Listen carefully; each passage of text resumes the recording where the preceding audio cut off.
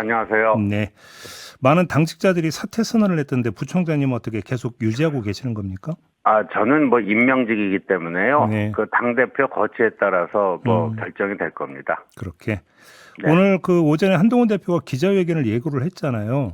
뭐 네. 거의 모든 언론이 사퇴 선언을 할 거다 이렇게 지금 그 전망을 하고 있던데 어떤 내용입니까?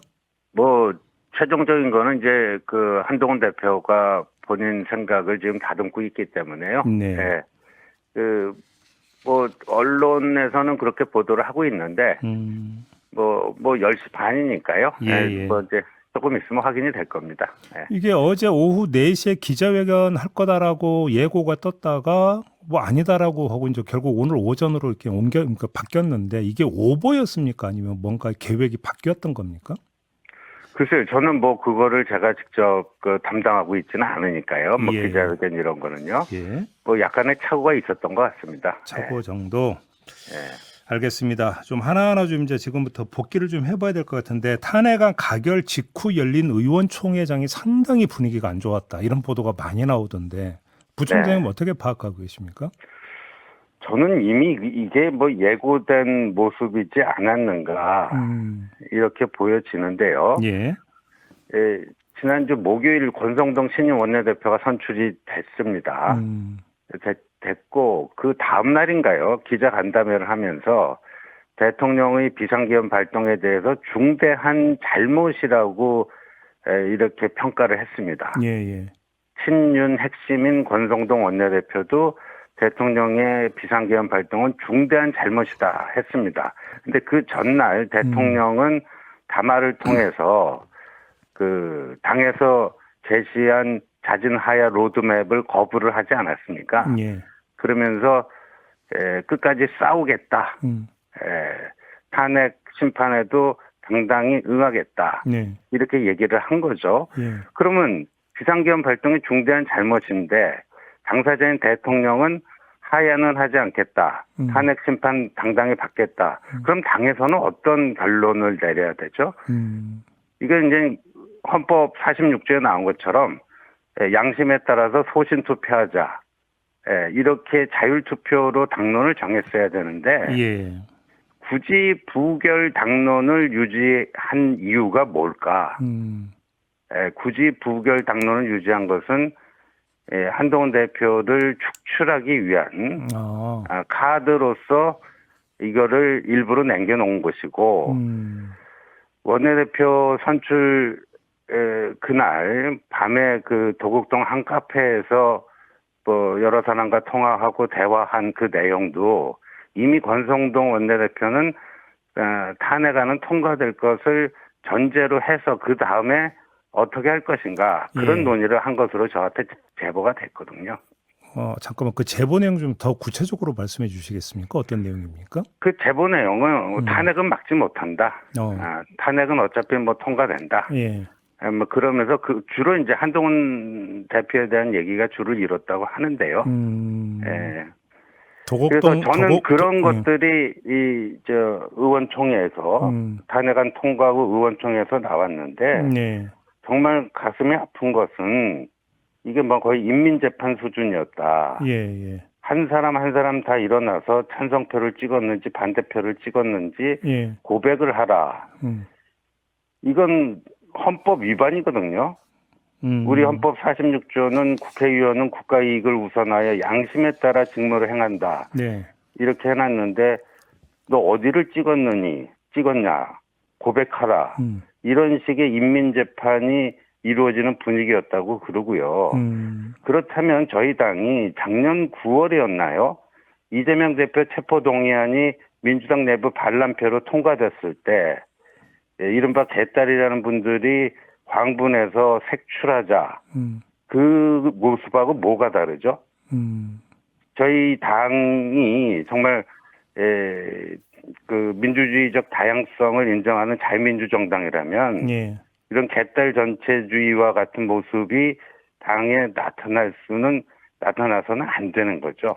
그러면 부총장님의 말씀을 그러니까 중간 정리라면 이른바 친윤들의 탄핵안 부결 입장은 한동훈 몰아내기를 위한 기초 작업 이렇게 이해를 해야 된다는 말씀이실까요? 네, 그 권성동 그 원내대표의 그 며칠 사이에 주요 발언과 행적을 보면 그게 다 읽힙니다. 그러면 결국은 당권 접수 차원이다 이렇게 이해를 해야 되는 겁니까? 네, 저는 그렇게 보고 있습니다. 예. 그래요. 당권을 접수해서 그러면 어떤 그 계획을 펼치려고 했던 걸까요? 글쎄요, 이제 뭐 당권 접수하면은 하고 싶은 게 여러 가지 있을 수 있는데 네. 이 모든 책임을 이제 한동훈에게 뒤집어 씌우자. 사실 요번에 그 의원총회에서 그렇게 되고 한동훈 대표가 사퇴 위기에 몰리니까 예. 많은 사람들이 사고는 윤 대통령이 쳤는데 왜 책임은 한동훈에게 뒤집어 씌우느냐. 그래서 굉장히 그로테스크한 장면들이다. 네네. 이런 것들을 국민들이 어떻게 하겠느냐. 이런 얘기들을 많이 듣고 있거든요. 예. 근데 심지어 어제 의원 그 텔레그램 단체방에 당권을 접수하면은 당무감사, 당원 게시판 당무감사를 해서 한동훈을 아예 뭐 제명시키자. 뭐 이런 뭐 얘기도 나왔다고 합니다. 어제 텔레그램 방에 그런 내용이 올라갔다고요? 네, 그런 것을 이제 정확한 표현은 제가 이제 직접 본 게 아니니까 그렇지만요. 예. 제가 그런 취지의 글도 올라왔다고 합니다. 그게 의원 단체방입니까? 네, 텔레그램 의원 단체방이 있습니다. 어떤 의원이 올렸는지는 확인이 안 됐습니까? 뭐 그거는 제가 말씀 안 드리겠습니다. 확인을 했는데. 네. 그래서 탄핵 계엄 전에 이제 있었던 당원 게시판 논란 그걸 명분으로 한동훈 대표를 아예 제명하자 이런 이야기가 있었다는 겁니까? 그러니까 이제 당 대표에서 1차적으로 축출을 하고 네. 아예 이 당에서 쫓아내자.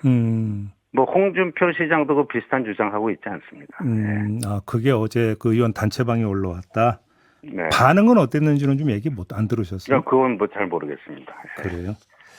혹시 그러면 지금 친윤 안에서 한동훈 체제 붕괴시킨 다음에 비대위원장을 누굴 시키자 혹시 이런 구체적인 이야기가 오간다는 얘기는 들으셨습니까? 뭐 제가 친윤이 아닌데 그 깊숙한 얘기를 어찌 알겠습니까? 예. 그래요? 아니 뭐 바람결에 들려오는 얘기가 있을 수는 있지 않습니까? 저는 뭐 들은 바 없습니다. 네.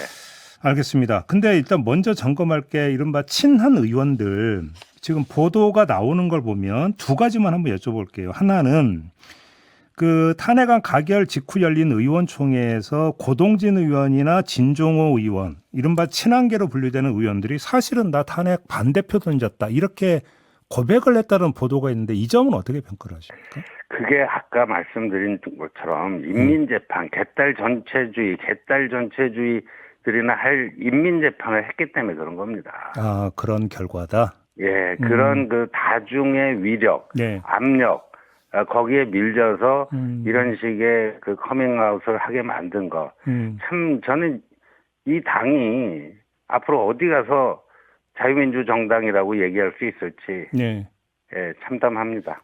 근데 예를 들어서 진종호 의원 같은 경우는 공개적으로 탄핵 찬성 입장을 밝혔다가 최종적으로는 결국은 반대표 던졌다라고 하는 거잖아요. 입장을 180도 바꾼 건데 그럼 그것도 당내 압력의 결과다 이렇게 보시는 겁니까? 저는 뭐 다중의 압력 그리고 의원들은 아무래도 이제 그 의원들 내부의 어떤 그 다수의 의견에 쫓아가려고 하는 경향이 있거든요. 특히 이제 저희 당 의원들은 그게 심합니다. 네. 그래요. 두 번째는 장동혁 수석 최고위원 가운데 가장 앞서서 의총장에서 이제 사의를 표명을 했다. 이 보도가 많이 나왔는데요. 이 점은 어떻게 평가를 하십니까? 그럼 뭐 본인의 결정이니까 뭐 다른 얘기는 안 하겠습니다만 근데 장동혁 최고위원이나 진정호 최고위원이나 지난번 전당대회에서 자력으로 당선됐다기보다는 팀 한동훈 일원으로 러닝메이트로 한동훈 러닝메이트로 당선된 것이기 때문에 정치 도의상 그런 결정을 내리기 전에는 한동훈 대표와 최소한 상의는 했었어야 되지 않은가 하는 생각이 듭니다. 결국은 그러면 두 분 사이는 틀어졌다고 봐야 되겠네요, 그러면?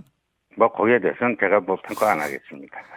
근데 제가 지금 두 개의 사례를 끄집어서 질문을 드렸던 이유는 이런 사례들을 모아서 언론은 어떤 식으로 진단을 하고 있냐면 친한계의 결속력이 너무 약한 거 아니냐. 더 나아가서 과연 친한계가 있는 것이냐 이런 진단을 내놓고 있는데 이 점은 어떻게 받아들이세요?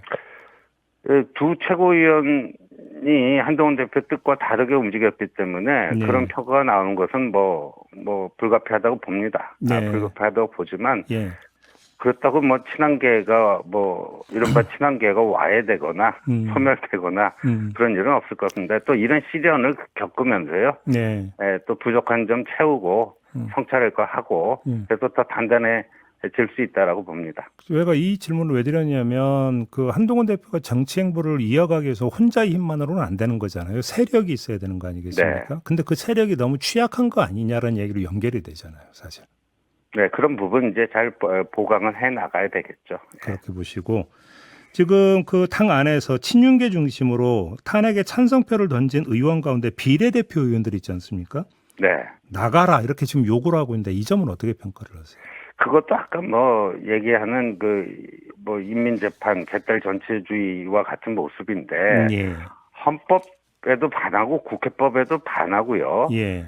아까도 얘기했지만 이 권성동 원내대표조차 비상계엄이 중대한 잘못이라는데 그럼 하야도 안 하겠다는 대통령. 예.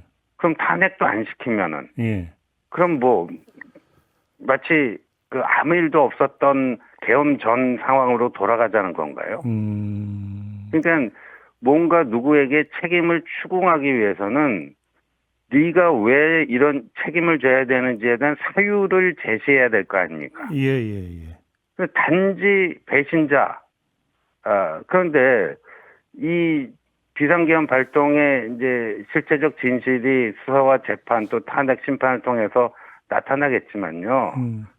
이 경우에 따라서는 대통령이 국민을 배신한 걸 수도 있거든요.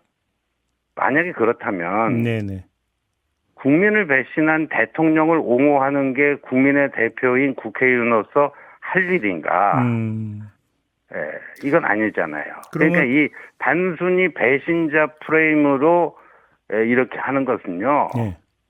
헌법 정신과 국회법 다 어긋나는 행위들입니다. 지금 부총장님의 말씀을 종합 정리하면 우리 속담 동대문 가서 뺨 맞고 남대문 가서 화풀이하는 격이다 이런 거네요. 정리하면.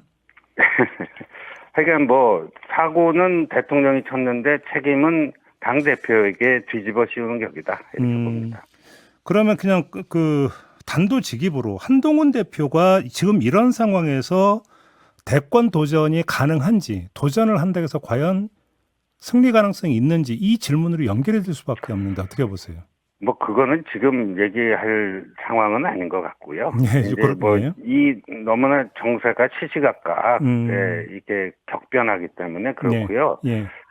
일단 저희는 제 개인적으로는요. 예. 이 12월 3일 그 비상계엄령 발동, 체포자 명단 열 몇 명인가 나왔는데, 나중에 대통령께서 그거 다 하기 힘들면은 딱 3명만 하라.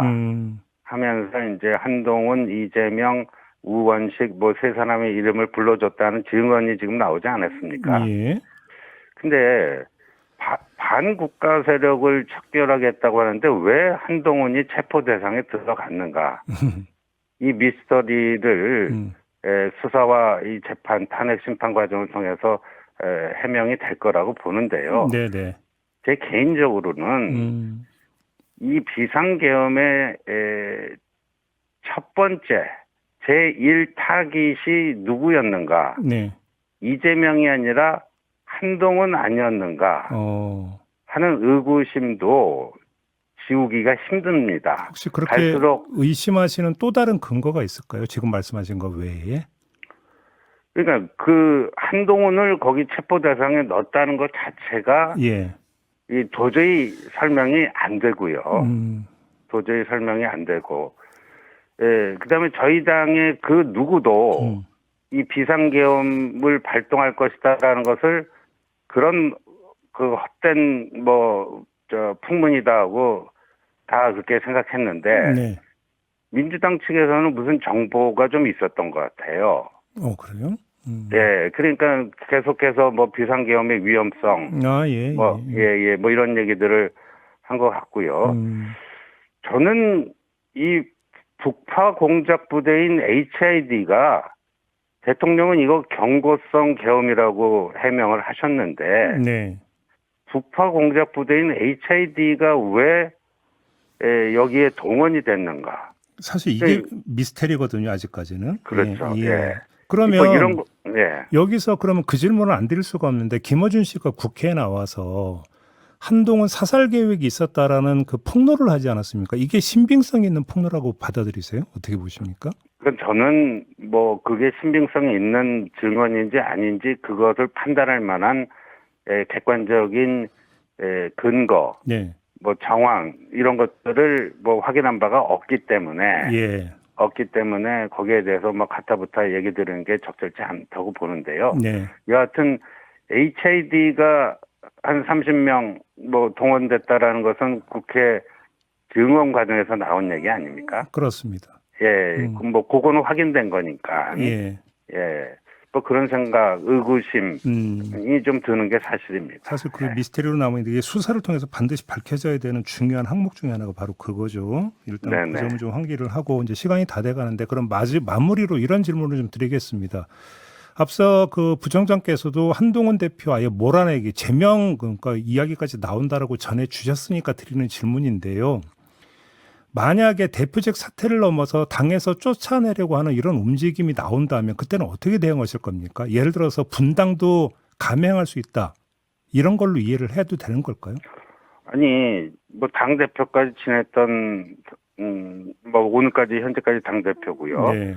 근데 뭐 특별히 본인이 잘못한 게 없다 그러면 뭐 당을 나갈 이유가 없죠. 제명 당하면 그때 어떡하는 겁니까? 그 제명 당하지 않도록 싸워야 되겠죠. 부당한 그런 정치 공작 차원에서 네. 이걸 한동훈을 몰아내려고 그러면요. 예. 그냥 순순히 당하고 있을 수는 없죠. 근데 처음으로 돌아가서 친윤이 이렇게까지 한동훈 대표를 관역 삼는 이유가 뭐라고 정리를 해야 되는 걸까요? 그래서 저는 사실 친윤들의 최근에 어떤 움직이는 그걸 보면서 네. 저분들의 머릿속에 꺾어야 되는 대상이 이재명일까 한동훈일까 하는 의문을 갖게 됩니다. 그래요? 예. 그러니까 친윤들 입장에서는 한동훈을 꺾어야 자신들이 계속 주도권을 쥐고 쭉 갈 수 네. 있다. 정치적 기득권을 누릴 수 있다. 이렇게 본다는 말씀이십니까? 예, 그렇게 볼 수밖에 없는 여러 가지 그 정황들이 확인되고 있습니다. 예. 그래요. 근데 만약에 윤석열 대통령이 지금 이런 처지가 됐는데도 친윤의 결속력은 계속 유지될 수 있을까요? 아무래도 자신 개개인들의 정치적 이해관계, 네. 뭐 그리고 또 비슷한 처지에 있는 사람들, 뭐 이런 사람들은 그렇게 또 본인들의 정치적 알겠습니다. 이해관계를 위해서 할 수 있다고 봅니다. 네.